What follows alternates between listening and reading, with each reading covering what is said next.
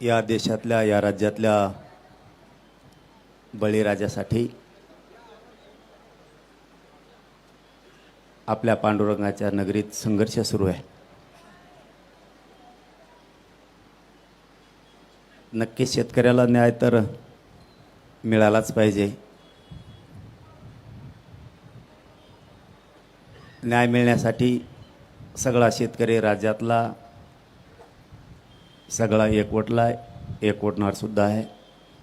त्यात काही दुमत असण्याचं कारणच नाही, कारण शेतकरी वाचला तर आपण सगळे वाचणार आहेत। शेतकरीच वाचला नाही तर राज्य आणि देश चालवायचा कसा? चांगल्या प्रतिसाद सुद्धा चांगला आंदोलनाला प्रचंड आहे। फक्त थोडा घोळ आहे।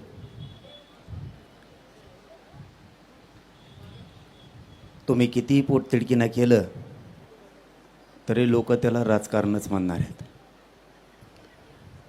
तुम्ही आमच्या पार्टीत या,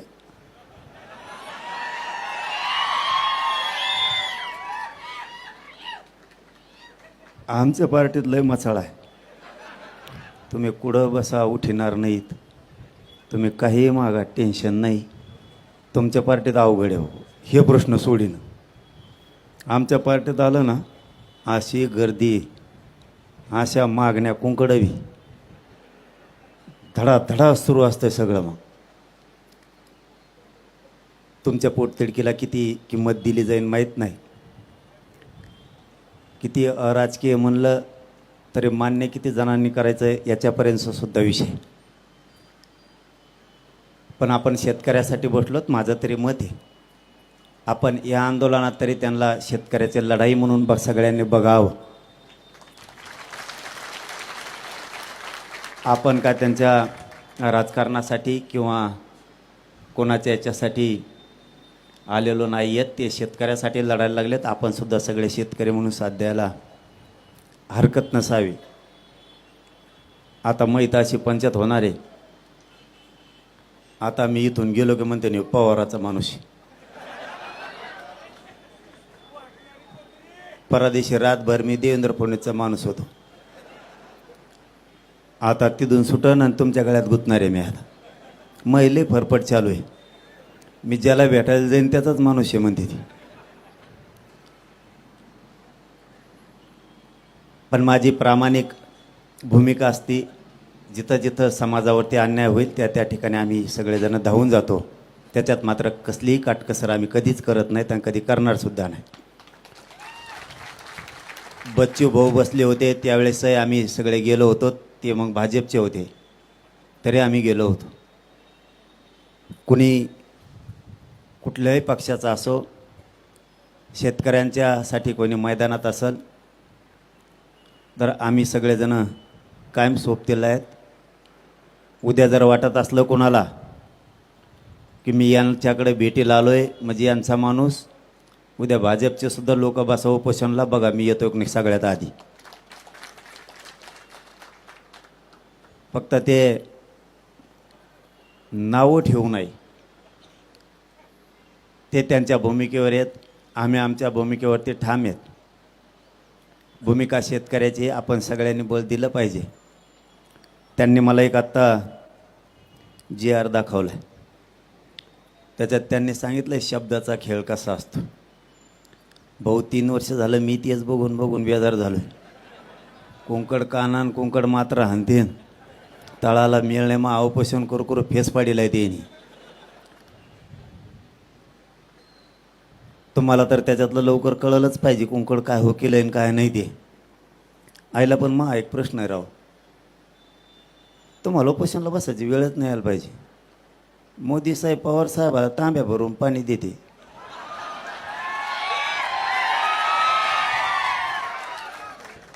ते कोणत्या तरी टेबलावर आहे ना गिल्लास भरून पाणी दिलेलं।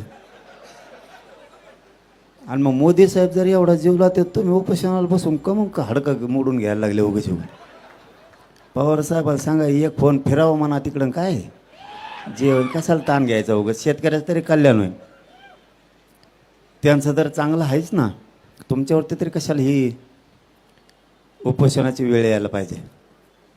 आणि माझं एक दुसरंही प्रामाणिक मत आहे, जर सरकार तुम्हाला बोलवत असलं तर तुम्ही चर्चा करून मार्ग काढावा. माझं प्रामाणिक मत सांगितलं मी तुम्हाला.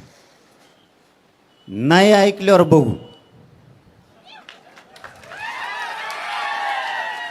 सध्या जर मी चॅनलला पण बघितलं, ते भरणे मामा म्हणलेत असं करूयात तसं करूयात. मला वाटतं विश्वास ठेवावा एकदा. आम्ही ठेवला होता. आयला तसं नाही रे, तुम्ही हसू नका रे, पोट्टे असे आहेत ना. मग तसा विश्वास नाही रे. एकदा त्यांची पहिली सुरुवात आहे. मग जर म्हणत असले तर एवढे बरं जाऊन द्या ना, काय त्याला. तर भरणे मामा भरणे मामावर विश्वास ठेवा एकदा. आता आणखीन महाजन साहेब येणार आहेत म्हणले आत्ता. एकदा जाऊ द्या, ठेवा विश्वासन. काय आमचं बरं चाललं हो. पण सध्या आमच्या आत्ताशिक मागण्यात 3 वर्षात मान्य केल्यात, म्हणून मी आत्ताशिक त्यांना बरं म्हणायला लागलो. तरी त्यांना दाखवता आज जोडी तुक्का काय इकडे गेल्यावर. कारण आता सध्या JR काढणं चालू आहे शिक्षणाचे. मराठा आणि कुणबीचं मंत्रालयाचं काढणं चालू आहे. आता चांगलं काम करतात म्हणल्यावर चांगलं म्हणायचे मला सवय नसतं, नंतर लयत असतो मी घोडे. त्यामुळं खरंच सध्या काम करतात, त्याच्यामुळं मी काय सध्या बोला ना हवा त्यांना. परत तुम्ही म्हणता फुटला काय चाललंय. सध्या आपले विखे पाटील साहेब काम करतायत, ते JR काढायलेत. आमच्यामध्ये होरगडाला लाडभाऊ आलेत, प्रसाद लाडसाहेब. त्याने आधी मला चांगले घोडे लावले, मी बी त्यांना रेटून लावले होते तेवढे. आता आम्ही पक्के मित्र झालो ह्या निमित्ताने. कमीत कमी आता विखे पाटील साहेब आणि प्रसाद लाडसाहेब चांगलं काम करायला लागलेत. म्हणजे आमच्याबद्दल बोलतो बरं का, तुमच्याबद्दल नाही. आमचं चांगलं चाललंय, JR काढणं सुरू झालं आहे. त्यामुळे आम्ही शाबासकी पण दिले. तितक्या मोठ्या मनाचे संस्कार आमच्यावरती आमच्या समाजानं केले सुद्धा. आणि राहिलेलेही कामं ते 22 तारखेपर्यंत करतोयत म्हणलेत. मग मला विश्वास थोडा पडला त्यांचा, म्हणून तुम्हाला बी ठेवा म्हणलो आल्या सरशी मी. म्हणजे आता आऊत हाणायला उभा राहिलो तर सगळंच आऊत हाणायला लागलो आपण. जर सरकार शेतकऱ्यांच्या बाजूनं तुमचा शब्द ऐकून जर पॉझिटिव्ह काही निर्णय घेणार असाल तर तुम्ही घ्यावं. चर्चेला जावं. उपोषण लय करू नका, लय बेकार आहे उपोषण. तुम्हाला काय सांगू भाऊ, तुम्हाला आता कळन. आता तुम्ही बसलात ना, तुम्ही 2-1 महिन्याने मला फोन केला करा. परदेशी केलता ना, तसा 2-1 महिन्याने करा. तुम्ही म्हणते ना यायला उगच बसलो आहे, तिच्या यायला वैतकच झालं. कारण चांगल्यात चांगल्याच्या बरगाड्या मोडा त्या दो लय बेकार आहे. मी आत्ता गाडीत गोळ्या घेतल्यात बार्शीच्या पुढं आल्या. इतकी प्रचंड आग होती. ठीक आहे, तुमचे तळमळे शेतकऱ्यांसाठी, त्याबद्दल तुम्हाला 100% मार्क आहेत, त्याबद्दल काही दुमत असायचं काही कारण नाही. पण इतकं अवघड आहे, माहीत हाडकं ना हाडकं पूर्ण ढिसूळ झाले. मी कधी मरल काय होईल सांगता सुद्धा येत नाही, इतक्या वेदना आहेत मला. माझ्या शिरासुद्धा हाडकालच्या टाकल्या. सरकारी डॉक्टर हो किंवा माझा खाजगीतला हो, कोणालाही सलाईन लावण्यासाठी शिर लवकर सापडत नाही. एवढं जीवावर बेतण्याचा विषय उपोषण म्हणजे. कोणत्या क्षणाला किती मोठी आग पोटात व्हायली कधी सांगतात ना. मी हे तुम्ही उपोषणला बसलात म्हणून सांगायला लागलो ना. समाजाला आपल्या चेहऱ्याकडे बघू वाटतं त्यावेळेस ना, आपल्या जीवनात आपल्या जीवाचे काय हाल चालू आहे तर काय घालमेले, कोणत्या टायमाला किती अंग थरथर कापल, कधी चक्कर येईल काही सांगता येत नाही. तुम्ही राजकारणात येत म्हणून तुम्हाला हे सांगायलो. तुम्ही त्या व्यासपीठावरून जरी शेतकऱ्यांसाठी त्याच्यासाठी राजकीय व्यासपीठावरून लढले तरी काय हरकत नाही. का सल्ला नाही द्यायलो मी तुम्हाला. तुम्हाला जर हेच करायचं असलं, माझं दुमत नाही आहे. परंतु तुम्हाला 4-5 पक्षांना ते व्यासपीठ आहेत भांडण्यासाठी तेवढ्या ताकदीचे. हे असलं हे आमच्यासाठी असते. आम्हाला तुम्ही 4-5 पक्षावले मोजत नाहीत. त्यावेळेस आम्हाला हत्यार उपसायला लागतं. कारण आमची पार्टी म्हणून म्हणलं आमचे सगळे गळके पिळके सगळे आमच्याकडे असतात. आमच्या पार्टी चांगला माल तुमच्या 4-5 पक्षात असतो. सगळे कोण हुकलेले आमच्याकडे सोडून आमच्याकडे आहेत. त्यामुळं आम्हाला लढावं लागतं. तुमच्याकडं तेवढी मॅन पॉवर आहे. तुमच्याकडं 5ही पक्षाकडं प्रचंड मोठं ताकदीचं व्यासपीठ आहे. कार्यकर्ते पण तेवढ्या ताकदीचे. म्हणून तुम्ही त्या व्यासपीठावरून विधान भवनातली लढाई केली, सर्वोच्च सभागृहातली लढाई केली, विधान परिषदेची लढाई केली, तरी तुम्ही जिंकू शकता. कारण लढायला लोक कमी आहेत. मला सांगण्याचा अर्थ हे हवे. तुमच्याकडं मोठं व्यासपीठ आहे. लढायला एकदा जर शरीर गेलं ना, काल मला वाटतं राजेंद्र मामा रडले. एकदा शरीर गेलं उपोषणात की गेलं. पुन्हा डॉक्टर काय करीत नाही आणि डॉक्टराला मेळ लागत नाही, ते तिसरंच कागदावर लिहून आणते. मेळसुद्धा लागत नाही. माझी एका डॉक्टरकडं मग शुगर कमी आणि एकाकडे जास्त असे डॉक्टर होते. मग हे डॉक्टरला फजिती करते. तुमची केली नाही वाटतं आणखी. डॉक्टरांनी तुमची फजिती केली नाही वाटतं आणखी. आता सुरू होईल. मग लई केली ती तोंड वासे लगे हात वर कर, हात वर केलं मानच खाली कर, टंगड्याचं वर कर. ते यायचं तपासणं. ते एकदा जर तरायला लागले ना, इतकं भयान काम होतं आहे. मग ते अशा सोया टोचित येत, इतकं लांब लांब जनावराच्या सोया आणल्यावर आणतात. तुमच्यासाठी चांगले असतात समजा तुम्ही आता ह्याच्यात येत म्हणून. आम्हाला खटके नाही खुटके नाही, काचकून टोचित येत.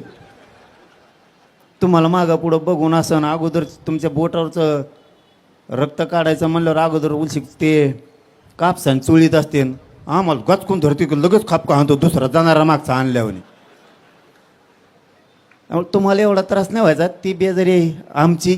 म्हणून तुम्हाला म्हणलं, तुम्हाला जर शेतकऱ्याला न्याय द्यायचा असला, या राज्यातल्या जनतेला न्याय द्यायचा असला, तुम्ही फक्त एकदा आमच्या 2 वर्ष आमच्या पार्टीत या. किती का न्याय आणि पब्लिक कितीक पण. आता इथं तुमच्या तळमळीला मला नाही वाटत किती शिरीष घेतील. तुम्ही किती तळमळ केली तरी त्याला राजकीयच म्हणणार आहेत. मला हेच वाटणार आहेत. आता इथून गेलं बघा कसं रपका चालू होतो याच्यावर. आता तेच सुरू होणार. मी इथून गेलं की आम्हाला माहीत होतं पहिल्यापासून ते पवाराचाच हे. त्यांनी माझ्या पाठीमागच्या उपोषणाच्या टायमाला सुरुवातच उद्धव ठाकरे साहेबापासून केली. हे उद्धव ठाकरे साहेबाचं माणूस. सगळं शोधलं, त्यांच्यावर सगळ्या यंत्रणा आहेत. सगळं शोधलं, काही सापडलं नाही. नाही म्हणले ह्यो पवाराचा आहे. तुमच्याकडून तपासण्यात हुकलं. पुरं शोधलं, पवाराचा नाही म्हणले, एकनाथ शिंदेचा आहे. एकनाथ शिंदेकडं काही सापड नाही म्हणले. मला वाटतं बहुतेक बच्चू कडूचे आहेत. तिकडं काही सापडलं नाही. आता ह्या 2 महिन्यात म्हणते ते देवेंद्र फडणवीसचा माणूस. इतके विचित्र आहे ते. यांनी मला 2 यासाठी बसवलं आहेत. हे पैसे कुठून येतात, डिझेल कुठून टाकीतो. अरे मराठी काय एवढे कमजोर आहेत का काय? त्यांच्याच गाड्यान ते डिझेल टाकीत. मी फुकट बसवतो त्याच्यात. माझ्याजवळ काय घंट्या द्यायला आणि घ्यायला माझ्याजवळ पैसे नाही, गाडीही नाही. कोणाची आली की टॅकलाच तिच्यात. आपल्याकडं काहीच नाही. शोधून यासाठीचं डिझेल व्हायला गेलं, काहीच सापडलं नाही. माझ्या कोणत्या कंपन्यात बंद पडायला. ते म्हणले याला जेलात टाकू. म्हणलं टाक. माझ्या कोणत्या 5-50 कंपन्यात म्हणून बंद पडणार. मी जेलात बसून खाई. परंतु आताची परिस्थिती अशी आहे. आता सरकार मात्र आम्हाला पॉझिटिव्ह आहे. त्यामुळे आम्ही त्यांना चांगलं म्हणतोय. नाही तुम्ही म्हणताना आला इथं सरकारला पॉझिटिव्ह म्हणतो, याचा अर्थ आमचं हिसळून द्यायच्या मागं दिसतोय. शेतकऱ्यांच्या प्रश्नासाठी जवळ तुम्ही येत तोवर आम्ही या. आणि ताकदीचा विचार करू नका. फक्त आंदोलन शांततेत असावं. नसता उपोषण करायची गरज नाही. रूमनं घेऊन आला काय? मी म्हणतो शांततेत त्यांनी रूमनं वर केलं. लय कंड फुगीर जाऊन ये लई. त्याचे ते काहीतरी करते आणि तुम्हाला गुतीत येईन, पुन्हा सुटूनच येणार नाहीत. आपल्याला जर ही लढाई जिंकायची असली, आपल्याला जर शेतकऱ्याला न्याय मिळवून द्यायचा असला, तर आंदोलन शांततेत झालं पाहिजे. जर आंदोलन शांततेत करायचं नाही तर मग आमरण उपोषण करायची गरज काय? मग सगळेच रस्त्यावरती आले असते ना. इथं ज्या अर्थी ते उपोषणाला बसले त्या अर्थी रस्त्यावरच्या प्रत्येक माणसाला शांततेतच करावं लागणार आहे, तरच ही लढाई शेवटपर्यंत जाती. माझ्या उपोषणाचा, माझ्या आंदोलनाचा अनुभव तुम्हाला मी सांगितला आहे की तुम्ही जर सुरुवात शांततेने केली असेल तर शेवटपर्यंत शांततेने जर गेलं तर यशस्वी होतं. आणि सरकारला वाटत असतं प्रत्येक आंदोलन शांततेत कधीच होऊ नये, आंदोलन हे रस्त्यावरचं व्हावं. कोणतंही सरकार असू द्या, म्हणजे यांचं असलं तरी बी आणि त्यांचं असलं तरी बी. आता त्यांचं जरी असलं तरी यांचं येणारच आहे, किंवा यांचं असलं तर त्यांचं येणारच आहे. कवा हेच आहेत, आपण कवा कार्यकर्ते झेंडाच आहे आपल्या. आता टेन्शनच घेऊ नका तुम्ही. हे आले तरी ते येत आणि ते आले तरी हेच आहेत. फक्त जर तुम्ही शांततेत नाही केलं तर यांच्या पोटात जी तळमळ शेतकऱ्यांची विषयीची आहे तिला काही अर्थ राहत नाही. म्हणून तुम्ही जे कुठलं आंदोलन करताल हे माझं तुम्हाला सगळ्याला हात जोडून सांगणं आहे की शांततेत करा. आपण माझा विषय इथं सांगण्याचा नाही आहे, फक्त अनुभव म्हणून सांगतोय.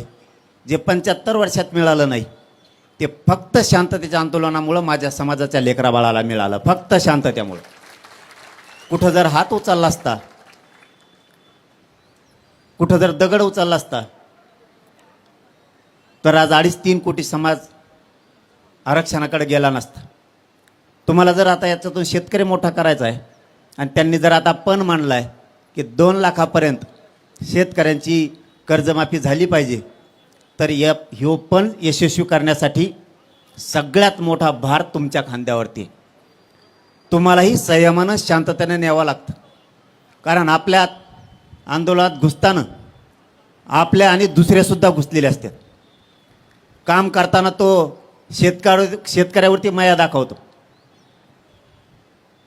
पण करताना त्याच्या डोक्यात आंदोलन उग्र करण्याचं सुद्धा असतं. त्यामुळं आपला फायदा उचलून समोरच्यानं उग्र करायचा प्रयत्न केला तर माणसं मात्र आपल्या गर्दीतले ओळखा की आंदोलन यशस्वी करायला आलेत का आंदोलन उग्र करण्यासाठी आलेत. यावरही तुम्हाला सगळ्यांना बारकाईने लक्ष ठेवावं लागतं. कारण गर्दी एकदा जर जमली तर गर्दीच्या ओघात सगळेजण भावनिक होतात आणि आपण आसपासला लक्ष ठेवायचं बंद करतो आणि आपलं आंदोलन मोडून पडतं. जिथं शेतकरी आपल्याला ज्या टोकावरती न्यायचा आहे, ज्या न्यायापर्यंत न्यायचं आहे, आपण तिथपर्यंत त्याला कधीच नेऊ शकत नाही. आता यांनी लढाई हातात घेतलीच तर तुम्ही ती संयमानं शांततेनं पार पाडण्यासाठी सगळ्यांनी सहकार्य करायचं. कारण 2 दिवसानंतर मला वाटतं त्यांना बोलता पण येणार नाही आहे तुमच्याशी. म्हणजे ज्यावेळेस मार्गदर्शन करायला शांत राहा म्हणायला सांगायला माणूस असतो आणि तोच जर 4-5 दिवसानंतर बोलायचा बंद झाला तर तुम्हाला सांगायला कोणी नसतं. म्हणून अगोदरच सगळे तुमच्या आंदोलनाचे नियम तुम्ही कशा पद्धतीने ते हाताळायचं याच्यावरती नंतरची सगळी मदार तुमच्या खांद्यावरती असते. माझ्याकडे 2-2 लाख पोरं स्वयंसेवक ज्यावेळेस मी बेशुद्ध पडायचो त्यावेळेस त्यांच्या खांद्यावरती ती जबाबदारी होती आणि त्यांनी प्रामाणिकपणे ती पार पाडली. कित्येक जणाला तरी वाटायचं आमच्या आंदोलनात घुसायचं आणि काय जाळपोळ काय धिंगाणा करता येतो का.